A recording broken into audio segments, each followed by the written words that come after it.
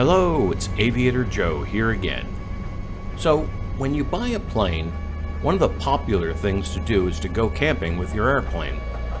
Of course, the big destination is AirVenture, but as that is almost a 500-mile trip from central Ohio, I decided to look for a location closer to me.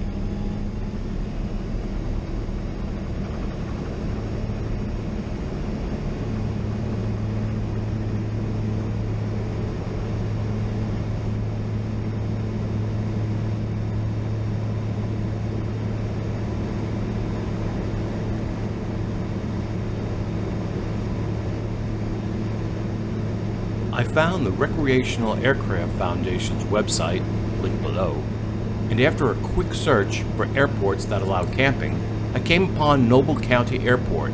It's located right next to the Wolf Run State Park and Campground. However, there is a separate campground directly connected to the airport grounds. Noble County is about 75 miles southeast of me, so today's flight is just a reconnaissance mission to check it out.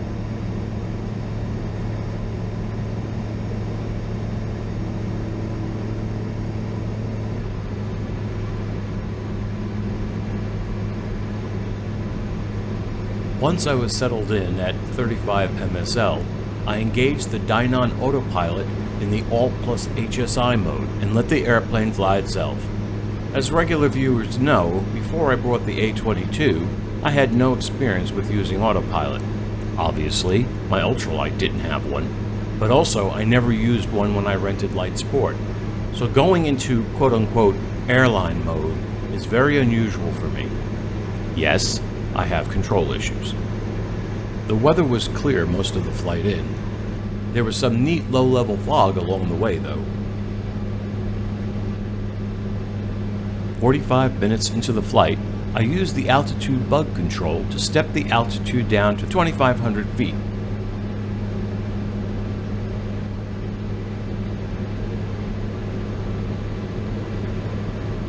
Five minutes before arrival, I returned to the manual mode.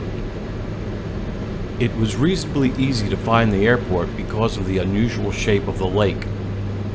Zanesville weather showed calm conditions, so I figured I would land on 05 because it would be easier to get into the pattern. When I announced that on the radio, there was someone back taxiing to 23.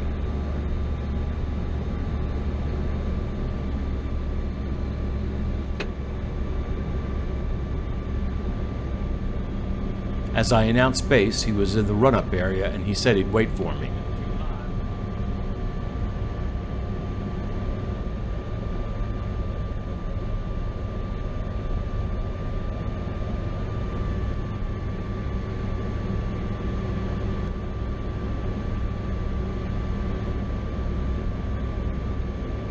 It was pretty cool having the final over the water framed by two sets of trees.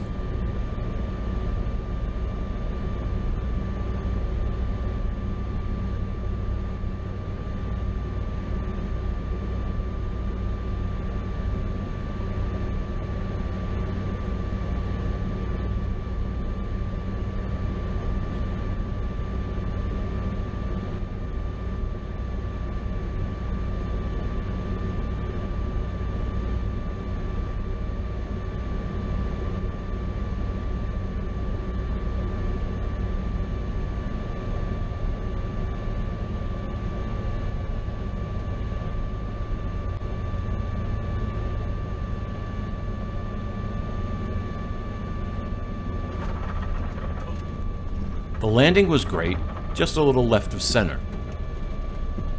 As I taxied off 05, the other pilot asked me if my plane was an Aerotrek. He meant Aeroprat, of course, and he went on and on about all the positive things he's heard about the greatest plane in the world. In the FBO, I found a map on the wall and took a walk to the airport camping area, which was not hard to find. Just outside the path, there was a sign-in station and a couple of wagons that the Recreational Aviation Foundation provides to transport your gear to and from the site.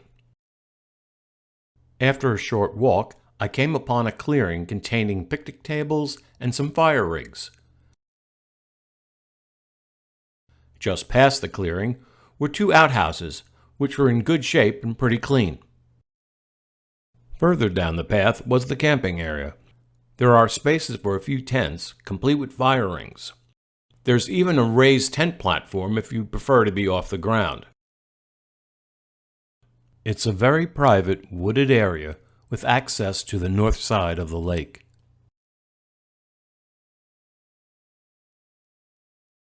I walked the perimeter of the 05 end of the runway. As I looked at this view, I wondered why the other pilot used 2-3 instead of 05. There was a good drop at the end of 2-3 and water after that.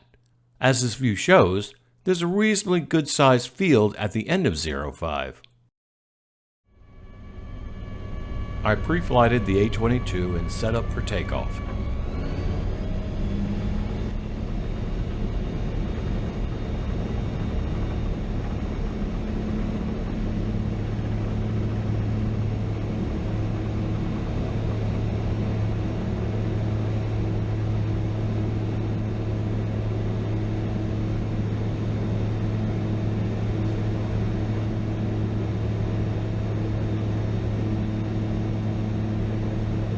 A few feet off the ground, I realized why someone would prefer the other runway. There are a set of hills past that field, and, depending on the direction you need to go, they could be in the way. I was making 900 feet per minute and had no problem clearing the hills, however. The flight back was just as calm as the flight in. The sky was busier than the flight in, though, so I spent most of my time tracking planes. I'm not a big fan of the lack of privacy when using ADS-B, but no one can deny that, when combined with visual scanning, the risk factor of collision goes down significantly. Out of the 4 planes that I tracked along the flight path, I only visually saw 1. As I approached Mansfield, I was cleared for a left downwind for 2-3. The approach was good. I've been avoiding my tendency to fly a low final, and that has been helping.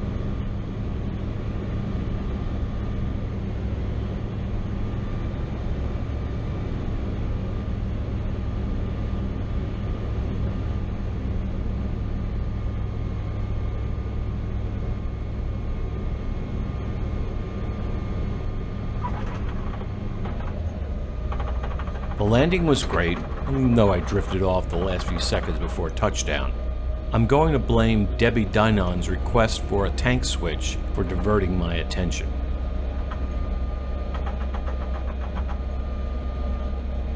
This flight featured my most extensive use of autopilot ever. It really felt like an airline operation. I spent my time checking engine status, verifying landmarks, tuning the radios to airports I passed, and tracking nearby planes. It really makes a difference when you arrive all rested up.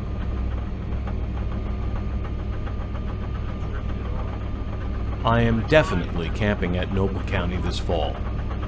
I will be making a video about it, so watch for that and hit the like button, comment, and subscribe.